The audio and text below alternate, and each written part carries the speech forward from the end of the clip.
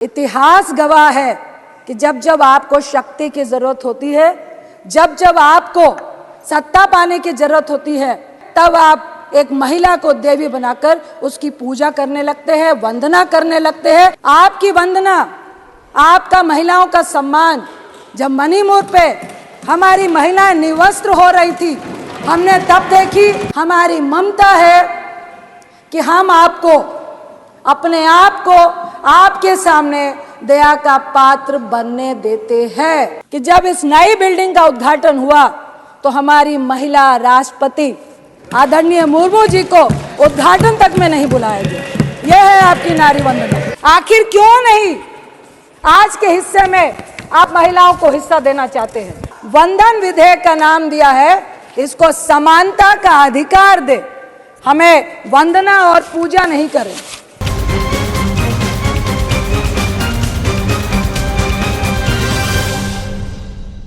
एक महिला होने के नाते मैं आशा करूंगी कि आप 5 मिनट आप अपनी तरफ से मुझे देंगे, और मैं सत्ता पक्ष को भी कहूंगी कि आज महिलाओं का दिन है।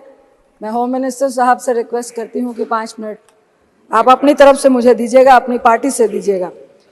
सबसे पहले मैं महिला रिजर्वेशन बिल का स्वागत करती हूं।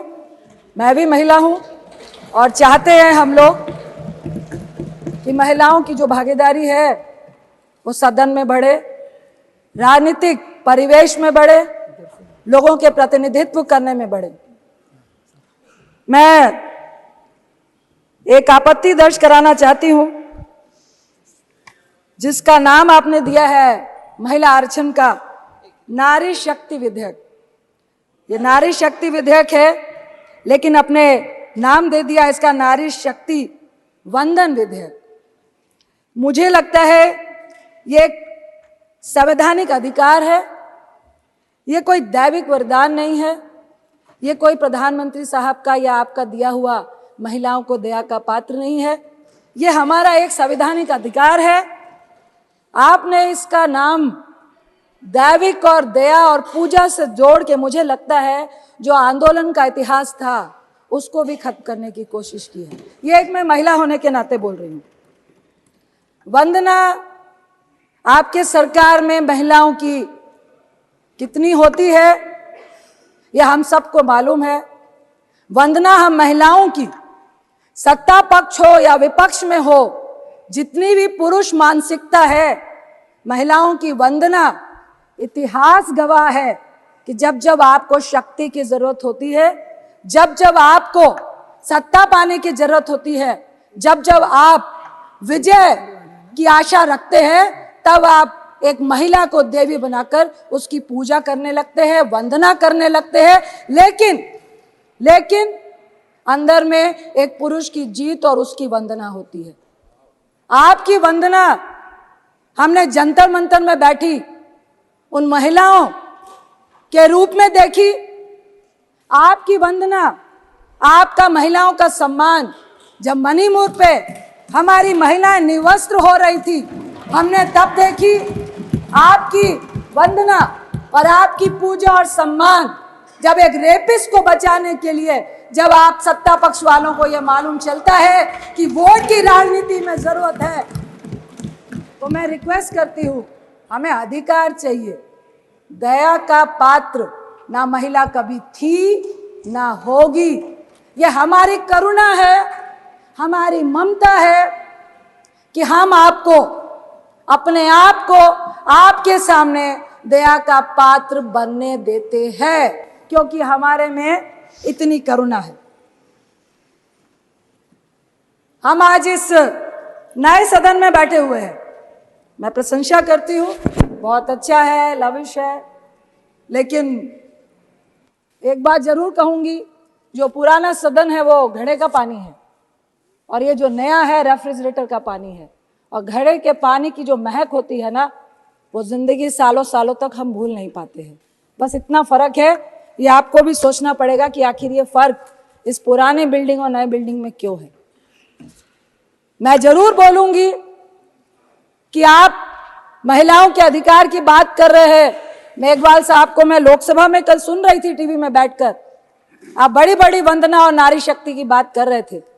लेकिन आपकी नारी शक्ति के लिए इतनी बड़ी प्रेरणा है सभापति जी कि जब इस नई बिल्डिंग का उद्घाटन हुआ तो हमारी महिला राष्ट्रपति आदरणीय मुर्मू जी को उद्घाटन तक में नहीं बुलाया गया। यह है आपकी नारी वंदना। 13 साल से हमारा आरक्षण, हमारा अधिकार, हमारा सम्मान से हम वंचित हैं, लेकिन मुझे आपके इस बिल में षड्यंत्र नजर आता है। 13 साल से राज्यसभा में हम लोगों ने पारित किया था और आज आप इसको लेकर आए हैं, अरे प्लीज सुनिए ना।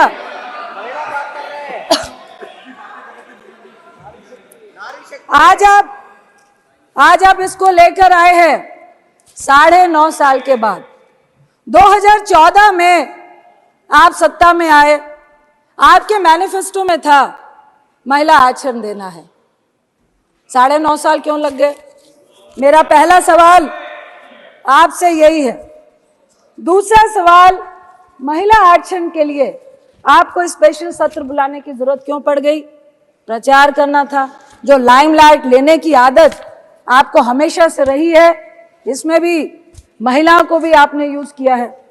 तीसरा सवाल, आपने कहा जातीय जनगणना और परिसीमन का पेच जो आपने लगाया है, क्यों लगाया?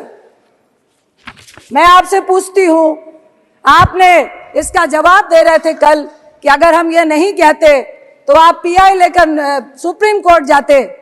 अरे आप तो वो लोग हैं जिन्होंने नोटबंदी लगाने से पहले किसी से चर्चा भी नहीं की और 155 लोग लाइनों में मार दिए, तो अभी ऐसी कौन सी बाधा है? आप वो लोग हैं जो किसान का काला कानून लाने से पहले किसी से नहीं पूछा, 750 किसान शहीद हो गए, लेकिन वो आपकी बाधा नहीं बनी। 1 साल तक लगातार वो सड़कों में बैठे रहे। मैं आपसे सवाल करती हूं कि फिर महिलाओं के रिजर्वेशन के अधिकार में, ये परिसीमन की, ये जनगणना की, सीट के रोटेशन की जो आपने बाधा लगाई है, क्या ये चुनावी एजेंडा है 2024 का, जिस पे आपको सिर्फ और सिर्फ झुंझुना दिखाना है? मैं आपसे आपकी नियत और अपने कांग्रेस की नियत के बारे में सफाई देना चाहती हूँ, उदाहरण देना चाहती हूँ। आप महिमा मंडल कर रहे हैं कि आप महिला रिजर्वेशन बिल लेकर आए, लेकिन मैं आपको उदाहरण देती हूं कि 9 मार्च 2010 में जब यूपीए 2 राज्यसभा में जब यह बिल पारित हुआ था, यानी सत्ता में आने के 1 साल के बाद, यानी कि हमारी मंशा आने वाले लोकसभा में इसका प्रचार करना नहीं था।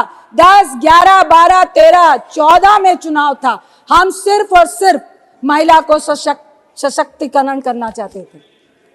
राजीव गांधी जी ने कहा था, मैं उनके एक इंटरव्यू की एक संक्षिप्त शब्दों को याद करना चाहती हूं कि महिलाओं के मामले में जो हिंदुस्तानी पुरुष है वो डबल स्टैंडर्ड का है।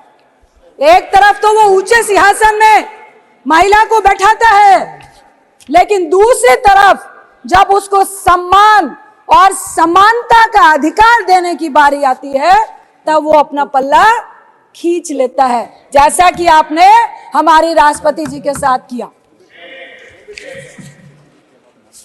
वो भी ट्राइबल।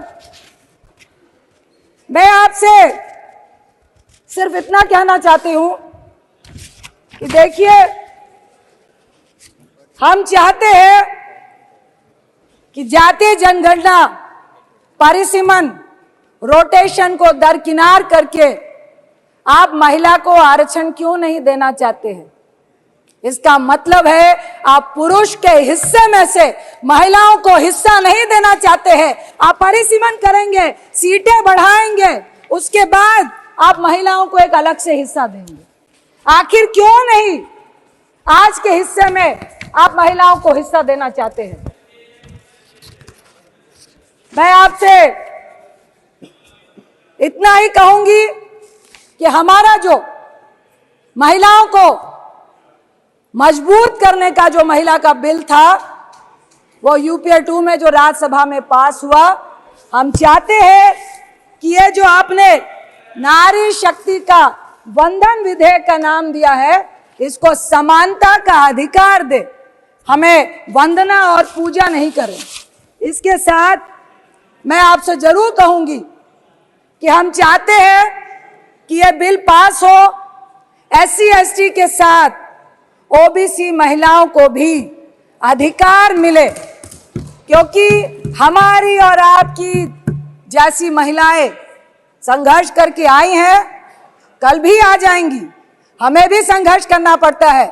लेकिन इस राजनीति के फील्ड में, इस मैदान में एक अकेली महिला अगर वो समाज के लिए अच्छा भी करती है, लेकिन इस राजनीति के दलदल में उसका अकेले कूदना, संघर्ष करना आज भी बहुत जटिल है। क्योंकि अगर महिला मजबूत है, आपके साथ कंधे से कंधा मिलाकर चलना चाहती है, अपनी राय रखना चाहती है, वो जो पुरुष मानसिकता है उसको गवारा नहीं है। हम चाहते हैं, मैं अपनी पक्ष की महिलाओं से भी कहूंगी कि जब मणिपुर की घटना घटी, जब किसी भी रेप की घटना घटती है, जब हमारी पहलवान बच्चियां बैठती है, आपका समय समाप्त हो रहा है। समानता का अधिकार दिया है आपने महिलाओं को, ऐसा अधिकार दिया है समानता का अपनी महिला मंत्रियों को कि उनको कह दिया जाता है कि एक शब्द भी महिला के शोषण के खिलाफ आपका निकलना नहीं चाहिए। ऐसी समानता और ऐसी दैवीय शक्ति हमें आपकी नहीं चाहिए, हमें अपना अधिकार चाहिए। इसके साथ ही मैं एक कविता का अंश पढ़ के अपनी बात को खत्म करना चाहूंगी। नारी के ऊपर एक कविता है, उतारो मुझे जिस क्षेत्र में सर्वश्रेष्ठ कर दिखाऊंगी, औरों से अलग दिखने में कुछ अलग करके ही जाऊंगी। चाह नहीं है एक अलग नाम की, इसी को महान बनाऊंगी। नारी हूं मैं इस युग की, नारी की अलग पहचान बनाऊंगी। जो सदियों से देखा तुमने लिपटी साड़ी में कोमल तन को, घर घर में रहती थी वो पर जान न सके थे उसके मन को। झुकी हुई सी नजरें थी, वाणी मध्यम मधुर सी थी, फिर भी तानों की आवाज प्रबल थी। हिम्मत ना थी उफ करने की, अब बदल गई है ये पहचान। अब बदल गई है ये पहचान, नारी की ना साड़ी परिभाषा, वाणी अभी भी मध्यम मधुर सी, पर कुछ कर गुजरने की है प्रबल सी आशा। चाहे जो भी मैं बन जाऊं, गर्व से नारी ही कहलाऊं। मुझे गर्व है कि आज सभापति की चेयर में हमारी ओलंपियन PT उषा जी बैठी हैं। मेरा बचपन का सपना था, जब मैं पूजा में जाती थी और गॉड से विश करती थी, मुझे राजनीतिक व्यक्ति नहीं बनना था कि मुझे PT उषा जी की तरह गोल्ड मेडल लेना है। एक ही बात कह के मैं अपनी बात को खत्म करूंगी कि महिलाओं के समानता के अधिकार के लिए, चाहे राज्यसभा हो चाहे लोकसभा हो, हम सब महिलाओं को एकजुट होकर अपने सम्मान और अधिकार के लिए एक होना पड़ेगा। यही कह के मैं, ऐतिहासिक दिन है महिलाओं के लिए, इसलिए मैं इस बिल का समर्थन करती हूं और चाहती हूं कि ये आपके झोले में पिटारे में चला नहीं जाए। और ये जो 2019 का आपने झुंझुना पकड़ाया है, अगर सही मायने में आप महिलाओं को हक देना चाहते हैं तो कुछ तोड़ निकालिए और ये परिसीमन और जनगणना से पहले महिलाओं का हक उनके सामने रखिए। आपका बहुत बहुत धन्यवाद।